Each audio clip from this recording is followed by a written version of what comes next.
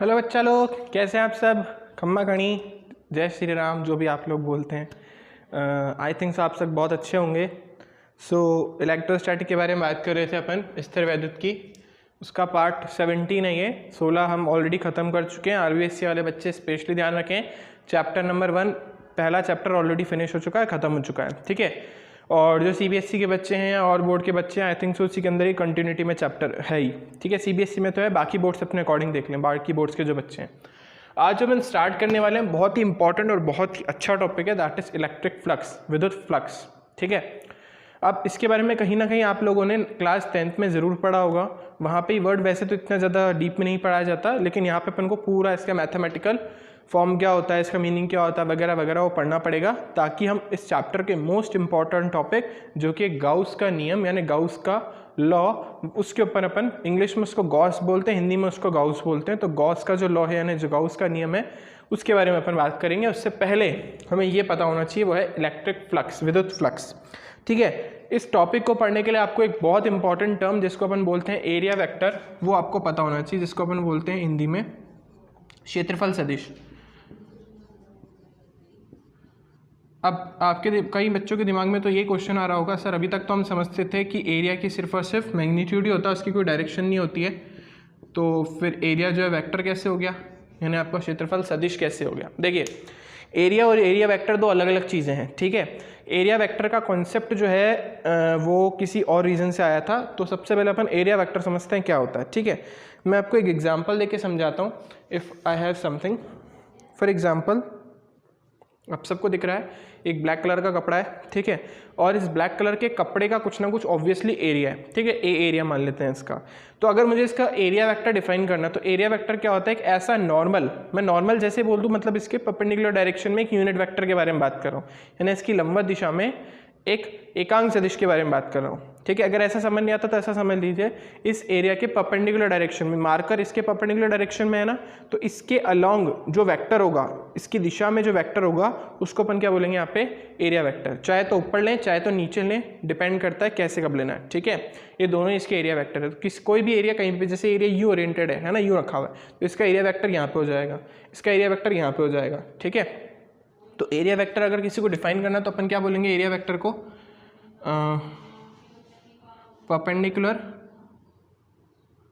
Vector along the normal of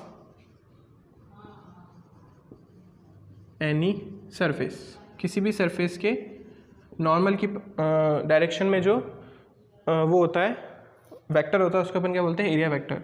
यानी किसी क्षेत्रफल के लंबवत दिशा में जो सदिश होता है, उसको अपन एरिया वेक्टर बोलते हैं, ठीक है। कई बुक में आपको ए वेक्टर मिलेगा, कई बुक में आपको एस वेक्टर मिलेगा, आप कुछ भी ले सकते हैं, it is up to you. मैं यहाँ पे एस वेक्टर यूज़ करने वाला हूँ। S belongs for surface, A belongs for area, ठीक है। इट मे बी एनीथिंग, कुछ भी ले सकते हैं, it is up to you. Book के अकॉर्डिंग आप देख लीजिएगा, वैसे कोई गलत करेगा नहीं। तो एरिया वेक्टर हमको समझ आ गया कि एरिया वेक्टर होता क्या है, ठीक है। अब बात करते हैं फ्लक्स के बारे में, कि फ्लक्स कौन सी भला का नाम है। तो समझे, मैं कह रहा हूँ ये कोई एरिया है, ठीक है, रैंडम एरिया है, या इसी को समझते हैं। ये जो कपड़ा है बड़ा काम आ रहा है हमारे, तो इसको समझ लेते हैं कि भाई ये कपड़ा है, इस तरीके से रखा हुआ, लटका हुआ है, ठीक है।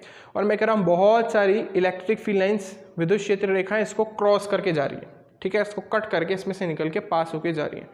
सो अगर मुझे इसका फ्लक्स निकालना है तो मैं क्या बोलूँगा, वो इलेक्ट्रिक फील्ड लाइंस जो कि इसके लंबवत दिशा में गई है, इसके परपेंडिकुलर डायरेक्शन में गई है, या हम ऐसा बोल सकते हैं जो इसके एरिया वेक्टर के अलोंग गई हैं, इसकी क्षेत्रफल सदिश की दिशा में जो जो विद्युत क्षेत्र रेखाएं गई हैं, उसको अपन क्या बोलेंगे, इसका फ्लक्स, ठीक है।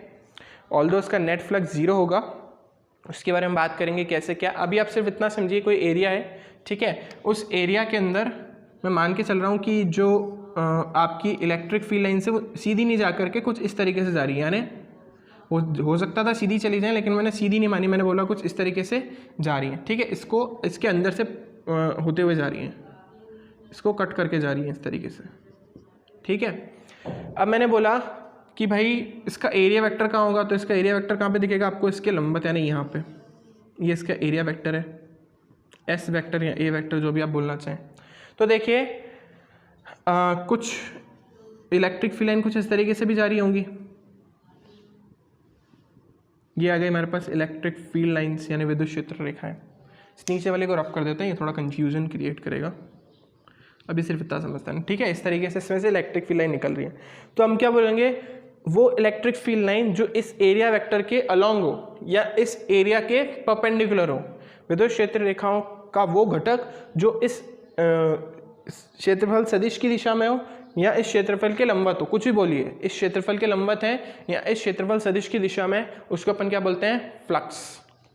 तो मैं कह रहा हूँ ये एंगल हो गया हमारे पास थीटा, तो इसके दो कंपोनेंट हो गए ई के, एक तो यहाँ पे इस डायरेक्शन में हो गया ई कॉस थीटा और एक इस दिशा में होगा, यानी इसके लंबवत आप समझ पा रहे होंगे इसके परपेंडिकुलर अपन कैसे ले रहे हैं। तो वो गया हमारे पास ई साइन थीटा। ई साइन थीटा कोई काम का नहीं है, मैंने बोला इस ई का वो कंपोनेंट जो कि किसकी डायरेक्शन में हो, एस की डायरेक्शन में हो, ई का वो घटक जो किसकी दिशा में हो, एस की दिशा में हो, इन दोनों का जो प्रोडक्ट होगा यानी E S E cos theta into S,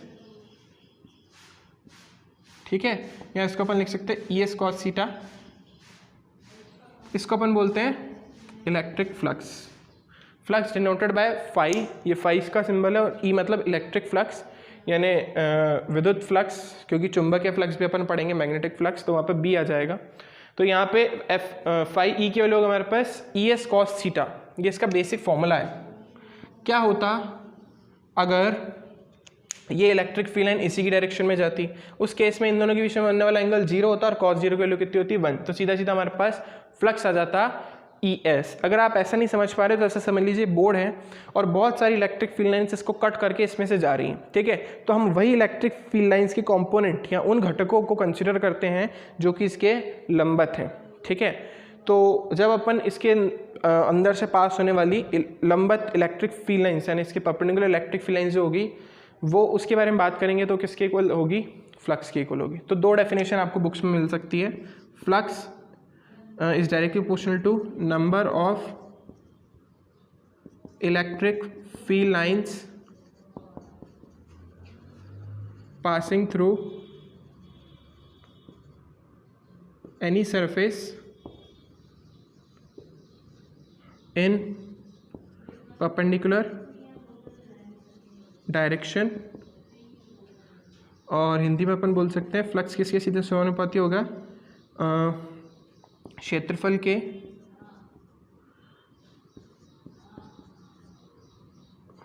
या हम ऐसा बोल सकते हैं क्षेत्र के लंबवत दिशा में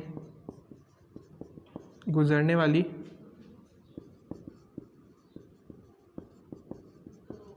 विद्युत क्षेत्र रेखाओं की संख्या।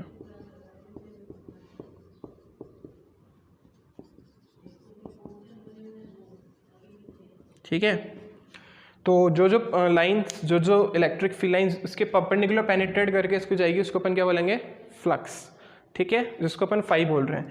या फिर अगर आपको मैथमेटिकली यानी गणितीय रूप से इसको बताना है तो आप क्या बोल सकते हो, ई और एस का डॉट प्रोडक्ट, ई और एस का डॉट प्रोडक्ट, क्रॉस ये आ रहा है ना, ये भी एक एरिया वेक्टर है, ये भी एक एरिया वेक्टर है, तो इन दोनों का जो डॉट प्रोडक्ट होगा उसको अपन क्या बोलेंगे, फ्लक्स बोलेंगे। मैथमेटिकली अपन बोल सकते हैं कि इलेक्ट्रिक फील्ड इंटेंसिटी और एरिया वेक्टर के डॉट प्रोडक्ट को फ्लक्स बोलते हैं, इलेक्ट्रिक फ्लक्स। और हिंदी में विद्युत क्षेत्र की तीव्रता एवं क्षेत्रफल सदिश के अदिश गुणनफल को विद्युत फ्लक्स कहते हैं। ठीक है, यहाँ पे आप लोगों ने पढ़ा होगा कि अगर दो वेक्टर क्वांटिटी का डॉट प्रोडक्ट करते हैं यानी अदिश गुणनफल करते हैं किन्हीं दो सदिश राशियों का, तो एक अदिश राशि प्राप्त होती है। यानी आपका जो फ्लक्स है वो कैसी क्वांटिटी हो गई, वो एक स्केलर क्वांटिटी हो गई, यानी एक अदिश राशि हो गई। ठीक है, तो इतनी बात अपन को समझ आ गई। यहाँ तक तो आई थिंक आप सबको कोई भी इशू नहीं होगा। फ्लक्स होता क्या है भाई, बहुत सारी इलेक्ट्रिक फील्ड लाइन इसमें से पास करा दो, वो वाली इलेक्ट्रिक फील्ड लाइन जो सरफेस के परपेंडिकुलर पास होकर चली गई यानी इसके लंबवत दिशा में पास होकर चले गए, वो सब क्या था, इसका इलेक्ट्रिक फ्लक्स था। ठीक है, कैसे काम आएगा, क्यों काम आएगा, उसके बारे में अपन आगे बात करेंगे। अभी सिर्फ आप इसको समझे कि होता क्या इसका मतलब। ठीक है, तो यहाँ तक तो अपन को आ गया समझ। अब फ्लक्स जो है पॉजिटिव भी हो सकता है और नेगेटिव, यानी धनात्मक भी हो सकता है और ऋणात्मक भी।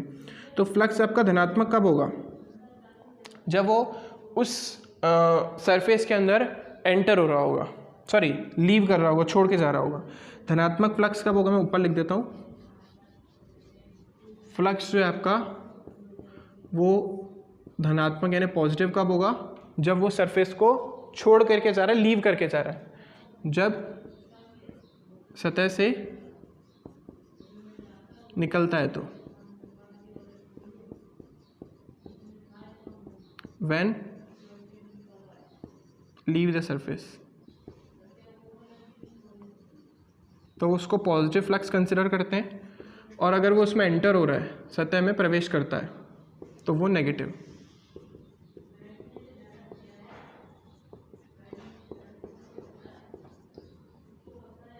ठीक है, व्हेन एंटर इन सरफेस, तो जब अगर फ्लक्स किसी भी सरफेस से निकल रहा है तो उसको पॉजिटिव लेंगे, और अगर उसमें एंटर हो रहा है तो उसको अपन नेगेटिव फ्लक्स कंसिडर करेंगे। अभी थोड़ी देर पहले मैंने आपको बोला था इस जो हमारा कपड़ा है इससे रिलेटेड जो फ्लक्स है वो जीरो है। क्यों जीरो है भाई? इसमें जब एंटर हुआ तो वो नेगेटिव था और जब बाहर निकला तो पॉजिटिव। तो जितना इलेक्ट्रिक फील्ड लाइन, जितनी विद्युत क्षेत्र रेखाएं इसमें से निकल गई, उतनी तो उसमें से जितनी घुसी थी उतनी तो बाहर निकल गई ना। तो इसके अंदर तो कोई इलेक्ट्रिक फील्ड लाइन्स रही नहीं। जब इसके अंदर कोई इलेक्ट्रिक फील्ड लाइन नहीं रही तो इसका फ्लक्स कितना हो गया? जीरो हो गया। आई थिंक सो आपको बात समझ आ गई होगी। ठीक है, अब नेट फ्लक्स का पॉजिटिव या नेगेटिव होगा, जैसे मैंने आपको बताया कि भाई समझ लीजिए कोई सिलेंडर है, ठीक है, और इसमें से सपोज 10 इलेक्ट्रिक फील्ड लाइन जो है इसमें से एंटर हुई और इसमें से 12 निकल गई बाहर, तो इसका नेट फ्लक्स कैसा होगा? पॉजिटिव, क्योंकि निकलने वाली संख्या कितनी है? निकलने वाले को पॉजिटिव लेते हैं और एंटर होने वाले को नेगेटिव। तो 12 - 10 करेंगे तो इसके अंदर फ्लक्स की जो वैल्यू है वो किसकी डायरेक्टली प्रोपोर्शनल हो जाएगी? इन दो इलेक्ट्रिक फील्ड लाइंस की प्रोपोर्शनल हो जाएंगी, इसके बराबर हो जाएगी। अब ऐसा हो क्यों रहा है? इसमें से एक्स्ट्रा इलेक्ट्रिक फील्ड आई कहाँ से? तो अपन को पता है ना, कोई भी आवेश जो है अगर अपन कहीं पे भी रख दें तो विद्युत क्षेत्र रेखाएं उत्पन्न करता है, इलेक्ट्रिक फील्ड लाइंस प्रोड्यूस करता है। तो कहीं ना कहीं इस जो हमारा सिलेंडर है, ये जो हमारा बेलन है, इसके अंदर कोई ना कोई आवेश रखा गया होगा और वो आवेश कहीं ना कहीं विद्युत क्षेत्र रेखाएं उत्पन्न कर रहा होगा और उसी ने बाहर की विद्युत क्षेत्र रेखाएं एक्सटर्नल इलेक्ट्रिक फील्ड के साथ कुछ ना कुछ कोलैबोरेट करा, कुछ एक्स्ट्रा उसको दिया, जिसकी वजह से 12 निकली। ठीक है, तो इससे एक चीज़ पता पड़ी हमें कि फ्लक्स आपको क्या बताता है? फ्लक्स आपको बताता है कि किसी भी वस्तु में आवेश है या नहीं, यानी किसी भी ऑब्जेक्ट के अंदर चार्ज प्रेजेंट है या फिर नहीं है। ठीक है, बस यही फ्लक्स का मेन आपको मोटिव था समझाने का। सो अब मैथमेटिकली चलते हैं। फ्लक्स की मैथमेटिकल डेफिनेशन अपन ने बता दी, ई और एक्स का डॉट प्रोडक्ट, और किसके डायरेक्टली प्रोपोर्शनल होगा, कब पॉजिटिव कंसिडर करेंगे, कब नेगेटिव कंसिडर करेंगे, ये भी मैं आपको बता चुका हूँ। ठीक है, अब चलते हैं कि भाई हम बोल रहे हैं कि कोई भी ऑब्वियस सी बात है, कोई भी, जैसे मैंने बोला ये कपड़ा है, ये रेगुलर सरफेस है, बिल्कुल चौकोर है, कोई इशू नहीं है। लेकिन अगर ये इरेगुलर होता, जैसे मैंने यहाँ पे बना रखी है, तो जब ये इरेगुलर होता तो मैं इस सरफेस के बहुत छोटे छोटे से टुकड़े कर देता। ठीक है, हर में से इसको DS1 नाम दे देता, इसको DS2 नाम दे देता, ऐसे मैं करते करते करते करते लास्ट तक पहुँच जाता DSN तक। ठीक है, तो अगर मेरे को S लिखना होता तो मैं DS1 + DS2 + DS3 so on, इस तरीके से लिखता। ठीक है, और मैं ऐसा मान के चल रहा हूँ कि इलेक्ट्रिक फील्ड यूनिफॉर्म है। तो जब मेरे को फ्लक्स निकालना होता तो मैं E का S के साथ डॉट प्रोडक्ट करता, तो मैं E का इस DS के साथ भी करता, E का इस DS2 के साथ भी करता, and so on ES DNS के साथ भी करता। ठीक है, जिसको अपन सिग्मा E.ds लिखते।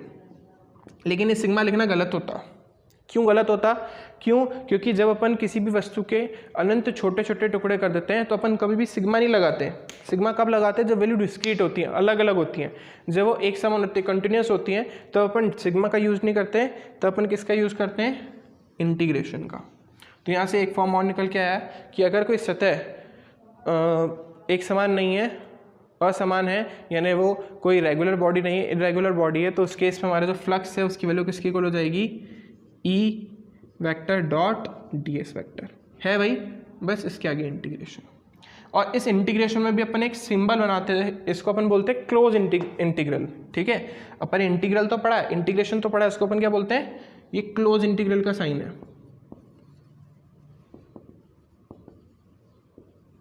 यानी बंद समाकलन। ठीक है, क्योंकि हमारी जो भी सरफेस होगी वो कभी ओपन नहीं होनी चाहिए, वो क्लोज ही होनी चाहिए। फॉर एग्जांपल अगर इस मार्कर को मैं यहाँ से काट दूँ और यहाँ से काट दूँ तो एक पोला बन जाएगा, बिल्कुल खाली पाइप बन जाएगा। तो इससे रिलेटेड आप नेट फ्लक्स की वैल्यू नहीं निकाल सकते, ऐसा ये फॉर्मूला बोलता है। क्यों? क्योंकि नेट फ्लक्स तभी निकल सकता है जब वो सरफेस कैसी हो, क्लोज हो, यानी इस सरफेस का क्लोज होना जरूरी है। जैसे ये सरफेस है, ये क्लोज है, अगर मैं इसमें से कोई लूप बीच में से काट भी दूं तो भी ये क्लोज रहेगी। लेकिन अगर मैं इसको यहाँ से कहीं से मतलब पूरा अंदर से खोखला करके यहाँ से भी काट दूं तो ये सी शेप की एक पट्टी बन जाएगी, सी शेप की पट्टी बन जाएगी, उससे से इसका फ्लक्स निकालना पॉसिबल नहीं है। तो यहाँ से एक चीज़ और समझ आई, जो फ्लक्स है उसके लिए किसी भी सरफेस का क्लोज होना बहुत ज़्यादा कंपलसरी है। तो ये इसका बेसिक फॉर्मूला निकल आया। ठीक है, अब बात कर, अच्छा ये सब अपन ने पढ़ लिया स्केलर क्वांटिटी वगैरह। अब बात करते हैं इसकी यूनिट और इसकी डायमेंशन के बारे में। तो यूनिट जो है उसकी वो है हमारे पास, अच्छा देखिए ई की यूनिट अपन ने क्या पढ़ी थी, न्यूटन पर कूलाम, एफ अपॉन क्यू, और डीएस एरिया होगा तो होगा मीटर स्क्वायर, तो इसको अपन बोल सकते हैं newton metre square coulomb inverse. ठीक है, एक और यूनिट यहाँ से निकल के आएगी, अगर मैं इसको कंबाइन कर दूँ newton upon coulomb into metre, newton into metre हो गया जूल, जूल पर कूलाम आपके पास होता है वोल्ट, तो इसकी एक और यूनिट निकल के आ गई यहाँ से वोल्ट इंटू मीटर। ठीक है, तो इसकी दो यूनिट निकल आई, एक तो वोल्ट मीटर और एक न्यूटन मीटर स्क्वायर पर कूलाम। डायमेंशन के बारे में बात करते हैं, यानी इसकी विमा, इसकी मैंने आपको बोली थी रटी भी होनी चाहिए, m1 L1 T-2, मीटर की हो जाएगी L2, और कूलाम की आपको पता ही है T1 और A1, ये अपन बहुत बार बात कर चुके हैं। सॉल्व करने के बाद m1 L3 T-1, इन दोनों को सॉल्व करने के बाद और A1, ये इसकी विमा हो गई। ठीक है, सारी चीज़ें मैंने आपको इससे रिलेटेड जितनी भी चीज़ें हो सकती थी वो बता दी। बस ये याद रखना है, जब एंटर करेगा तो नेगेटिव फ्लक्स कंसिडर किया जाता है, और जब उसमें से निकलता है तो वो पॉजिटिव फ्लक्स कंसिडर किया जाता है। अब इसके ऊपर देखते हैं एक दो न्यूमेरिकल्स। ठीक है,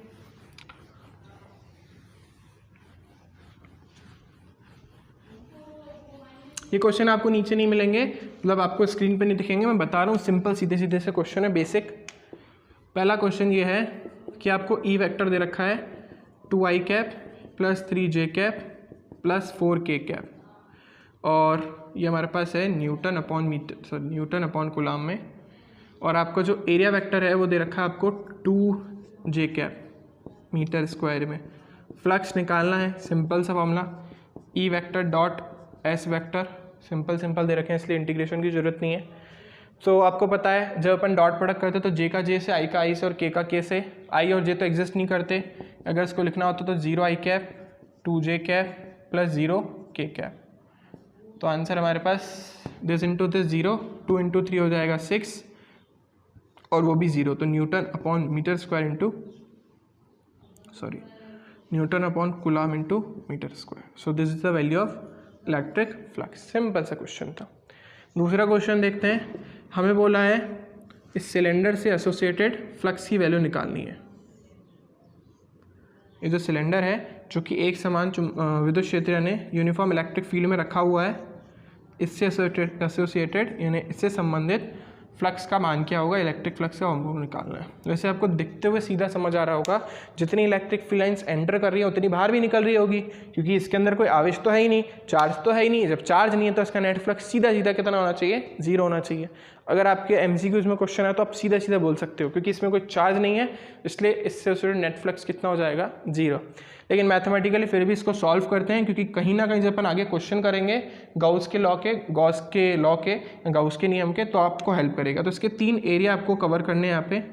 इसको S1 नाम दे देते हैं, पहला पार्ट, दूसरा पार्ट इसको S2 नाम दे देते हैं, और तीसरा ये सरफेस। जैसे आपका मार्कर है तो ये एक पार्ट हो गया S1, दूसरा पार्ट हो गया S2, और एक इसकी सरफेस हो गई S3। तो इसके 3 पार्ट हो गए। ठीक है, तो जो आपका फ्लक्स है वो 3 पार्ट में टूट गया, ds1 वेक्टर, और ये हमारे पास S1 सरफेस के लिए इंटीग्रेशन करना है, S2 सरफेस के लिए, और ये S3 सरफेस के लिए। इसके लिए हो जाएगा E vector dot ds2 vector और plus E vector dot ds3 vector. ठीक है, 3 सरफेस थी, 3 टुकड़ों में तोड़ा, इसलिए 3 था। फॉर एग्जांपल अगर मैं आपको देता ये एक क्यूब रख के दे देता आपको मैं, तो इसकी कितनी सरफेस होती है, इसकी 6 सरफेस होती है, तो 6 बार टुकड़े करते हैं इसको। S1 S2 S3 S4 S5 और S6 ऐसे नाम दे देते हैं। इसमें 3 ही सरफेस इसलिए 3 नाम दे दिए, ठीक है। अब बस अपन को देखना है ई वेक्टर के साथ एस वेक्टर का एंगल कितना बन रहा है। मतलब ये जो ई वेक्टर है, ई सदिश है, इसका एस वेक्टर के साथ एंगल क्या बन रहा है, तभी तो अपन डॉट हटा पाएंगे।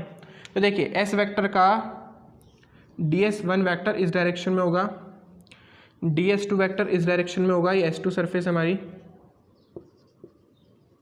और ds3 वेक्टर इस डायरेक्शन में होगा, ठीक है। इस सरफेस के हमेशा परपेंडिकुलर, हमेशा बाहर की तरफ लेते हैं, अंदर की तरफ नहीं लेना है। जब मैं क्लोज सरफेस के बारे में बात कर रहा हूँ तो इसका एरिया वेक्टर हमेशा आउटवर्ड डायरेक्शन में रहेगा। जैसे इसका आउटवर्ड है, बाहर की तरफ है, इसका बाहर की तरफ ही रहेगा। सो जो पहला सरफेस है उसमें ES और DS की वैल्यू दोनों सेम डायरेक्शन में, यानी एंगल कितना हो गया 0। तो अपन लिख सकते हैं EDS1 cos 0 प्लस दूसरे में EDS, अब देखिए E यहाँ पे है, S यहाँ पे, तो cos कितना हो गया 180।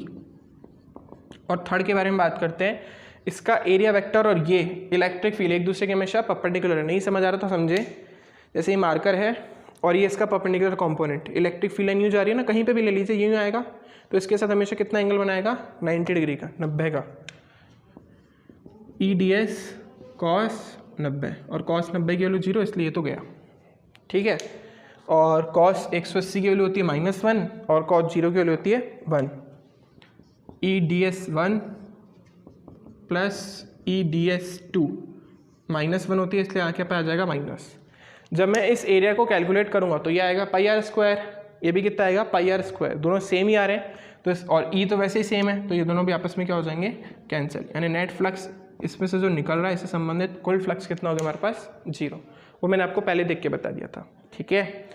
आई थिंक सो यहाँ तक आपको बात समझ आ गई होगी। स्टिल अगर आपको कोई डाउट है प्लीज़ कमेंट करें, व्हाट्सएप ग्रुप है, टेलीग्राम ग्रुप है, वहाँ पे पूछें, शेयर करें, लाइक करें, सब्सक्राइब करें। Thank you for watching this video.